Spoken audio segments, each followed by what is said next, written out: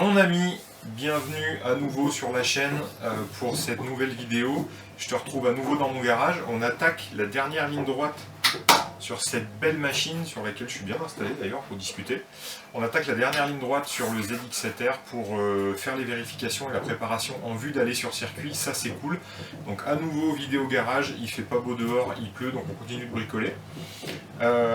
Donc je te fais une vidéo un peu sur le format un peu long cette fois-ci pour les dernières vérifications. Donc dans cette vidéo, je vais te parler et je vais te montrer surtout la purge des freins, surtout du frein avant et peut-être du frein arrière si j'ai du courage pour aller sur circuit. Les freins indispensables qui soient en bon état, donc une purge simple. Le circuit fonctionne bien, donc je vais te montrer ça juste après. Ensuite, on va parler de la vérification des pneus, leur état et la pression avant-arrière. Une vérification générale des freins, notamment l'état d'usure des plaquettes. Mais avant ça, je te donne les conclusions sur mon huile moteur et ma préparation du ZX7R avant d'aller sur circuit. Si tu suis la chaîne, tu as vu un peu ce qui s'est passé sur le ZX7R. J'ai eu des problèmes dans l'analyse, on va dire, de la dernière vidange d'huile que j'ai faite juste après le redémarrage de la moto et tous les travaux faits. Donc tout de suite, on attaque par ça, par l'huile moteur. De toute façon, ça rentre aussi dans le cadre de la dernière ligne droite préparation, puisque en gros, avant d'aller sur circuit, il te faut une huile, un moteur qui soit bien lubrifié, il te faut un niveau d'huile correct et il faut que tu sois en confiance là-dessus. La moto, je l'ai redémarrée, donc je lui ai fait une vidange du liquide de refroidissement. Il me faut une moto qui refroidit, qui travaille normalement parce qu'on va lui tirer sur la couenne pendant la journée, donc il faut qu'elle refroidisse. Ça, c'est pour accélérer. Après, derrière, pour ta sécurité, il faut pouvoir freiner, donc du coup je te parle des freins et après on parle surtout du grip de la moto sur circuit, de manière à y aller voilà, avec l'esprit tranquille, et comme ça le jour du circuit eh ben, tu peux te concentrer sur la conduite. Moi je l'ai fait une fois cette journée là sur le même circuit du Bourbonnais, et effectivement quand tu te pointes là-bas avec ta moto qui fonctionne bien et que tu branche pas deux clés plates avant d'aller sur piste dans ta combinaison, et bah tu roules l'esprit tranquille et ça c'est cool. C'est parti, on attaque par le petit bilan sur la vidange d'huile et c'est tout de suite. J'en suis au moment où j'ai redémarré la moto, je l'ai sortie pour environ une centaine de kilomètres, j'ai roulé avec, vraiment aucun bruit, aucun souci, enfin bon je te ferai le détail complet ultérieurement sur la remise en route, mais en gros vraiment pas de problème, et j'ai toujours dans la tête ce risque de limaille dans l'huile qui traîne. Donc là j'ai vidangé l'huile suite aux 100 km, je l'ai sorti et puis on va regarder ensemble ce que ça donne et on va voir ce qu'on y trouve. En fait j'ai laissé l'huile que je viens de sortir se déposer un maximum pour que toutes les limailles et les cochonneries tombent au fond. Donc je vais la vider doucement et je vais laisser un petit fond d'huile au fond du bac pour voir ce que je garde et ce que je récupère, et on va regarder ça ensemble.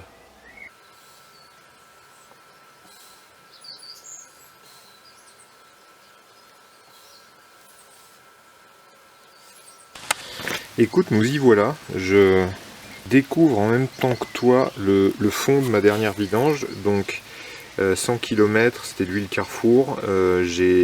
Sur la fin des 100 km, j'ai quand même pas mal ouvert en grand pour faire tourner la moto, brasser l'huile, voilà, être sûr que la moto roule quand même en condition circuit, pour voir, parce que du coup on va quand même ouvrir là-bas quand on va aller au Bourbonnais.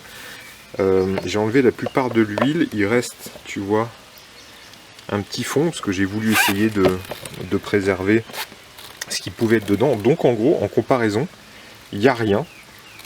Donc quand je te dis il n'y a rien, c'est qu'on voit vraiment très peu de choses. Là tu les aperçois, il y a quelques petites pastilles d'aluminium, mais c'est vraiment rien du tout en comparaison. Regarde, j'essaye de te mettre mon doigt à côté, voilà, tu dois le voir, tu vois, c'est vraiment microscopique.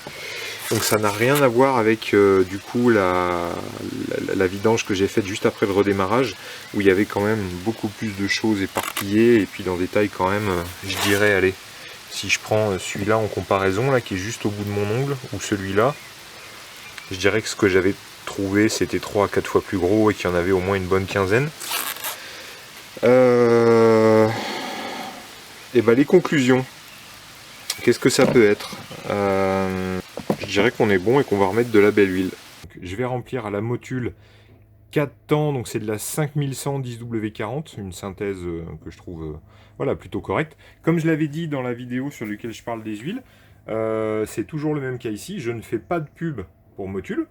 Du tout, hein, j'ai acheté mon huile plein tarif, voilà, il n'y a pas de cadeau là-dessus, mais voilà, je vais aller sur circuit, je me fais plaisir avec une bonne huile, donc je vais refaire le remplissage avec ça. Bon, je te montre pas le remplissage, hein, ça n'a pas grand intérêt, donc on remet de la motule, et puis surtout, comme au niveau de la vidange, bon, j'ai jugé que c'était bon, le filtre à huile qui est derrière la ligne, je le garde, il m'a servi à refaire le démarrage, il n'y a pas de raison qu'il ait gobé toutes les cochonneries puisqu'elles sont bloquées par la crépine. Donc le filtre à huile, j'y touche pas, je le garde. L'huile qui était dedans, de toute façon, c'est de la 10W40, donc c'est miscible, il n'y a pas de souci, ça va tout bien brasser. Donc voilà pour l'huile, la motule toute fraîche. Ensuite, je t'ai parlé du liquide de refroidissement, donc à vérifier. Donc tu l'as vu aussi dans mes réparations, le liquide de refroidissement, hein, j'ai déjà fait la vidange et le remplissage. Donc j'ai vérifié mon niveau ici, il est au ras de ce qu'on appelle le cou du bouchon. Donc ici, le niveau est bon, il n'y a pas de bulle. Et puis pareil, tu vois, au niveau du vase d'expansion, là où il y a le niveau vert, donc ça c'est ton petit point de repère. Donc ici, cette arête là, c'est le niveau max. Donc contrôlé à froid, voilà, on a le niveau qui est juste au niveau max. Donc niveau du liquide de refroidissement, mes bouchons ils sont bien. Voilà, je suis prêt pour aller rouler, huile, liquide de refroidissement, ça c'est bon.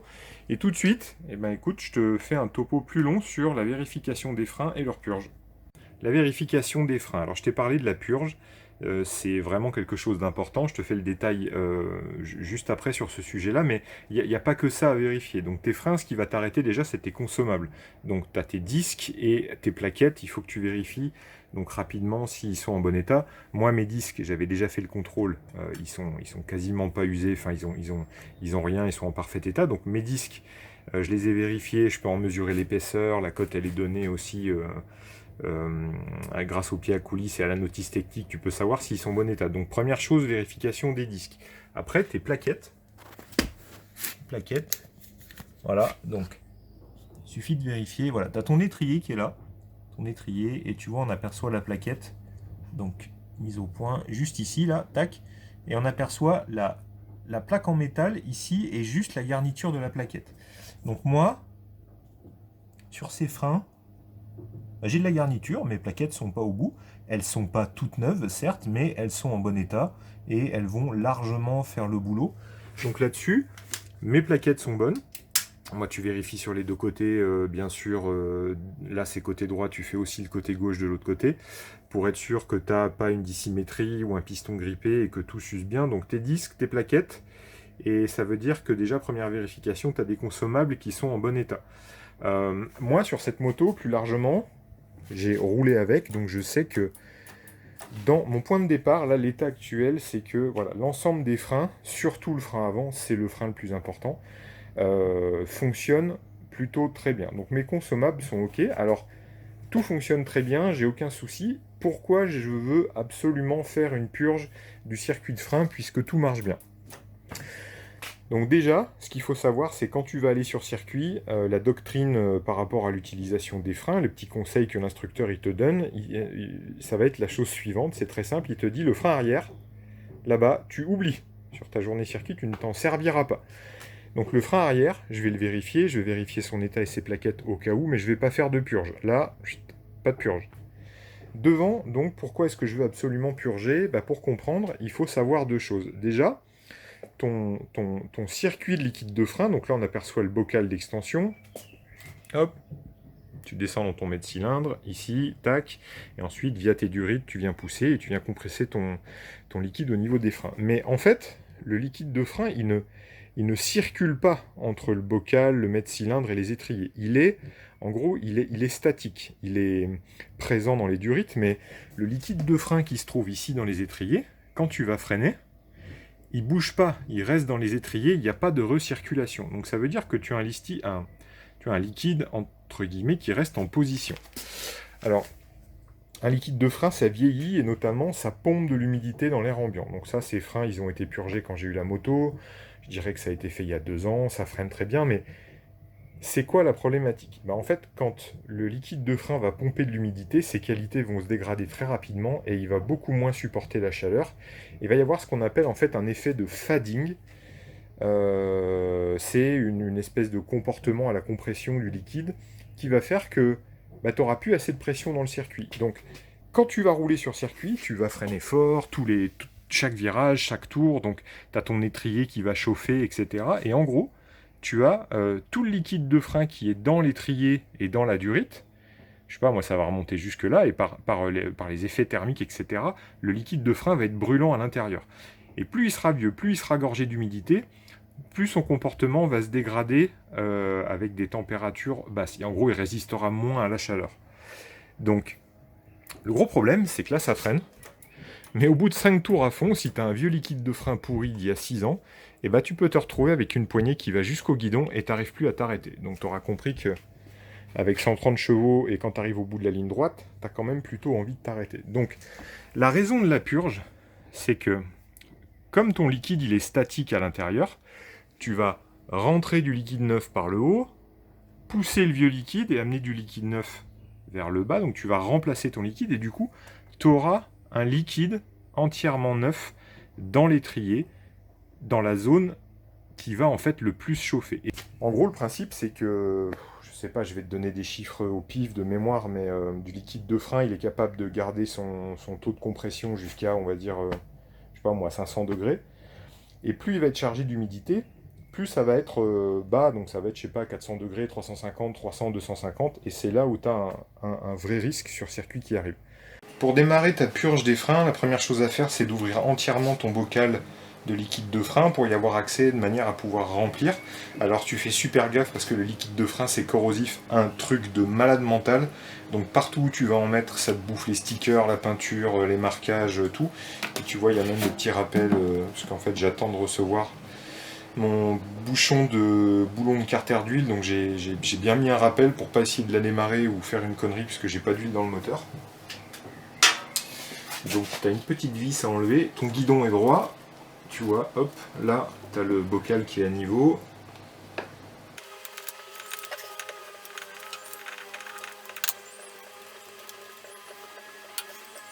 Donc tu enlèves ça, tu dévisses ton bouchon, pardon. Voilà, donc tu fais super gaffe, c'est cette espèce de quéquette en caoutchouc à l'intérieur qui peut tomber, qui peut t'en foutre partout. Bon, le liquide, je l'ai changé il y a pas trop longtemps, il n'y a pas trop de bandes, donc il est un peu brun, léger, mais il n'est pas aussi transparent que s'il était tout neuf. Ici, je t'en montrerai pas forcément plus.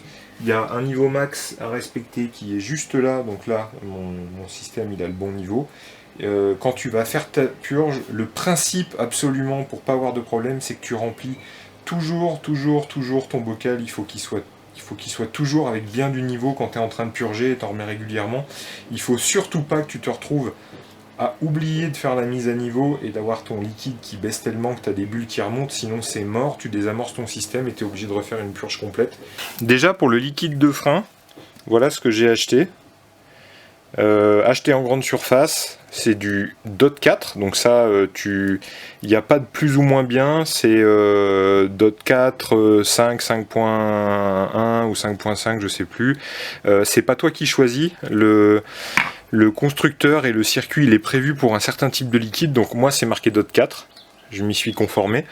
C'est comme pour l'huile, ça, c'est-à-dire que je vais sur circuit, c'est du liquide de frein grande surface, une marque connue, il n'y a pas forcément besoin d'aller chercher un liquide de frein de compétition. C'est les mêmes raisons, c'est-à-dire qu'il vaut mieux avoir pour une journée de roulage amateur, il vaut mieux avoir un liquide de frein neuf qui vient d'être purgé, qui n'a pas d'humidité, etc., plutôt qu'un vieux liquide de frein compétition d'il y a un an, parce que justement, l'effet de l'humidité sur un liquide de frein compétition, c'est pire que sur un liquide de frein standard. Donc DOT 4, grande surface, ça va très bien. Du coup, pour ta purge, alors ça peut se faire tout seul, c'est ce que je vais faire, et je vais pas te faire un tuto complet, mais je te rappelle juste un peu la méthode et le geste. Donc tu iras voir, si ça t'intéresse, les tutos ultra complets que beaucoup de motards ont déjà fait. Le principe, c'est d'appuyer et d'exercer une pression avec le levier de frein et de venir justement libérer cette pression du circuit de freinage et d'évacuer le vieux liquide. Donc en gros, la méthode, tu viens, tu vas enfoncer ta poignée de frein, tu la maintiens enfoncée, sans la relâcher. Avec ton autre main, tu viens te saisir ici de la clé. Tu vas libérer légèrement la vis de purge pour ouvrir ton circuit et tu vas voir un tout petit peu de liquide de frein s'échapper ici. Tu laisses ouvert, je sais pas moi, un quart de seconde, une demi-seconde, hein, même pas. Tu vas sentir ta poignée de main s'enfoncer, clac, tu refermes. Et bien sûr, tu refermes avant d'avoir relâché tes freins. Donc, ton circuit est refermé. Et là, tu viens doucement relâcher tes freins. Et tu continues tes répétitions jusqu'à ce que, justement, tu aies suffisamment de liquide qui ait été renouvelé et que tu n'aies pas de bulle qui s'échappe quand le liquide sort. Et tu surveilles toujours vachement hein, ton niveau de liquide. Tu vois, là, moi, j'ai bien rempli le bocal au départ pour être sûr d'en avoir et de pas me faire carotte avec des bulles qui rentrent dans le circuit. Le matos qu'il te faut. Ça, ici, pour dévisser la vis de purge, c'est une clé de 10. Voilà, une clé plate qui passera sous ta petite durite. Il te faut une durite du bon diamètre et qui va dans un pot en verre, là, pot à la con. Voilà, c'est du Nutella, j'ai même pas fait l'effort de le nettoyer, on s'en fout. Mais il y a une astuce absolument à connaître, c'est que quand tu vas démarrer ta purge, tu démarres pas avec le pot qui est vide. Il faut absolument mettre un fond de liquide de frein. Tu vois, par exemple, tu remplis jusque ici au bas de l'étiquette blanche, parce qu'il faut qu'en fait le bout de ta durite, il trempe dans le liquide pour éviter les retours de bulles d'air à l'intérieur pendant la purge. Donc, voilà le matos tout simple. Et tu vois, j'ai posé la caméra, mais je viens de le faire. Là, j'ai pas encore commencé ma purge, hein, c'est juste pour l'exemple, mais tu vois, je viens de mettre juste un petit fond de liquide pour que ce soit que ça empêche les retours d'air dans le tuyau. C'est parti, donc là tu ne me vois pas, mais moi je me trouve ici, devant la roue, j'ai la main droite sur la clé, et la main gauche, elle est là-haut, sur le levier de frein, et ça va me permettre de pomper et de gérer la clé en même temps. Donc là, c'est parti.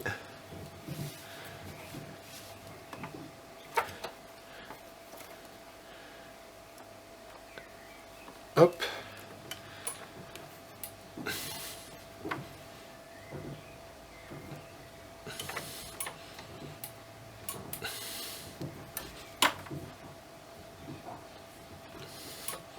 Donc normalement, j'espère que tu vois le liquide qui s'échappe.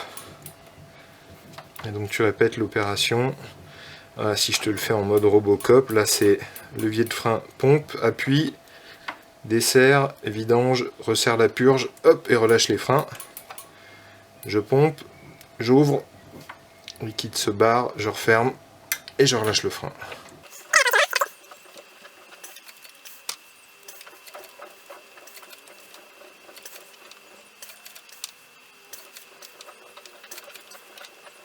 Tu vois, je te disais l'importance de surveiller ton niveau de liquide de frein. J'ai fait juste le premier étrier et je dois avoir fait une quinzaine de pompages pour vraiment dégager le vieux liquide sur cet étrier. Tu vois, j'ai déjà vidé la moitié du réservoir. Donc là, je vais en remettre, t'en remets tout le temps. Il faut vraiment que tu aies un niveau qui soit bien en haut parce que le risque, voilà, c'est d'avoir un niveau qui vient au niveau du petit trou et de te faire chier après. Alors, fin de la purge, tu vois. J'ai tout remonté, donc des deux côtés, hein, j'ai vérifié le serrage de la vis de purge, pas trop fort quand même. J'ai remis le petit bouchon, et bon, histoire de faire propre quand même, un petit coup de chiffon, et j'ai l'habitude de mettre un bon petit coup de nettoyant frein sur tout ça, pour pas que ça bouffe la peinture des étriers, et puis pour que ça reste, voilà, pour que ça reste propre. De ce côté-là, du coup, tu fais ton niveau. Je sais pas si tu vas le voir, mais... Voilà, on le voit un peu bouger juste sous la limite, là, juste en dessous du trait ici. On voit le niveau qui gigote. Voilà, voilà, il est juste proche du maximum, pas besoin de bourrer. Et voilà, le dernier petit truc, tu vois, je viens de faire ma purge. Tu pompes, tu rapproches bien tes plaquettes, tu vérifies tes freins. Et puis voilà, le gros avantage aussi, que ce soit une moto de route, c'est que ben, tu peux aller rouler quand tu as tout fini, juste avant ta sortie circuit pour tout vérifier. Donc les freins sont finis. Pour les pneus, pour la suite des vérifications, donc le pneu arrière, je l'ai gonflé en roulant sur route à environ 2 bar 9. Donc de toute façon, avec le circuit, lors de la première session, ça va s'échauffer, donc la pression va monter un peu. Et j'emmène un mano pour... voilà, tu vois, on le voit là-bas, là, il est préparé. J'emmène un mano pour pouvoir faire la vérification dès que j'aurai fait la première session. Donc j'y vais avec des Pirelli Diablo Rosso 2. Donc un pneu qui est plutôt pas mal. Dans quel état il se trouve? Donc moi déjà j'ai jeté un œil à mon pneu, voir s'il était dans un état correct partout, s'il n'y avait pas un clou dedans ou une saleté comme ça. Le pneu il doit avoir 2 ans, il est plutôt dans un bon état et tu le vois. Voilà, tu vois, j'ai un pneu qui s'est usé correctement et j'ai de la marge par rapport au témoin. Donc ça veut dire que ma moto, je vais pouvoir passer mes 130 chevaux toute la journée, le pneu va s'user. Tu pourras rigoler si tu veux, mais ça c'est ma bande de peur actuelle sur la route. Voilà, écoute, je te laisse te marrer. Non, plus sérieusement, voilà, c'est la bande de peur. Moi, je roule pas comme un détraqué sur route à poser le genou à chaque virage. Donc ça c'est pour l'arrière. Donc le pneu il est en bon état. Et pour l'avant, même pneu. Hein, j'ai une montre qui est homogène avant-arrière. Donc Pirelli Diablo Rosso. Il est gonflé à 2,5 bar. Pareil, je ferai la vérif quand le pneu aura chauffé. Et alors devant, où est-ce que j'ai un témoin? Voilà, j'en ai un par là. J'ai des témoins ici. Donc devant, je pense il est un petit peu plus avancé, mais c'est pareil. Tu vois, regarde, on voit ici, je suis pas à ma limite de témoin. Donc j'ai un pneu qui est dans un bon état, que j'ai vérifié, j'ai checké la pression. Et voilà, rien de plus. C'est comme pour les plaquettes de frein. J'ai pas des pneus qui sont neufs, mais je vais pas rouler d'une manière où de toute façon je vais me retrouver à bouffer mes pneus en moins d'une demi-journée parce que là je me rends sur une sortie où il y a environ 7 sessions. Moi je suis débutant, donc allez, les 2-3 premières sessions on va se remettre dans le rythme avec la moto, avec le circuit, donc on va pas accélérer comme un gros sale à chaque virage et puis poser des tomes à chaque freinage. Donc les pneus ils vont être économisés le matin et l'après-midi je vais me faire 2-3 sessions un peu plus soutenues. Mais voilà, c'est pas besoin de s'acheter un train de pneus neuf uniquement pour la sortie circuit, parce que ce train de pneus là, avec son niveau d'usure, il va me faire largement toute la journée en parfait état et en parfaite condition de roulage. Je pense qu'avec un train de pneus comme ça, en étant en catégorie débutant comme c'est le cas pour moi, eh ben, il y a de quoi faire, on va dire, 2 à 3 journées. Donc voilà, il n'y a vraiment aucun souci. Bien vérifier que les pneus n'ont pas de saloperie coincée dedans, un clou ou une cochonnerie. Parce que ça serait dommage de se pointer au circuit et de ne pas pouvoir rouler. Et puis tu le vois, hein, là j'ai commencé à préparer un peu des affaires, donc les bottes de moto, j'en ai besoin pour la piste. J'emmène des outils bien sûr, et j'emmène au cas où un peu de liquide de refroidissement, de l'huile, et puis de quoi vérifier la pression des pneus. Fin de cette vidéo de préparation de la moto. La prochaine, c'est la bonne. On va au circuit. Donc, ça fait vraiment plaisir. Tout est prêt. On va y aller. Donc, merci à toi de continuer à me suivre. On s'approche des 500 abonnés. Ça, je trouve ça plutôt vraiment cool. C'est simplement voilà, un chiffre qui fait plaisir. Ça continue de monter tout doucement. Donc, écoute, bah, si tu vois cette vidéo et que t'es pas abonné, surtout, n'hésite pas. Active les notifications. Et puis, bah, encore une fois, je trouve ça juste super sympa ceux qui me suivent. Donc, voilà, continuez à acheter un petit coup d'œil à mes contenus. Moi, en tout cas, ça continue de me faire plaisir de mettre des petites choses sur la chaîne. Les contenus sont ce qu'ils sont. Hein, encore une fois, je suis pas youtubeur professionnel, mais pour la prochaine, on sort du garage, on va sur circuit, on va brûler de la gomme et des plaquettes.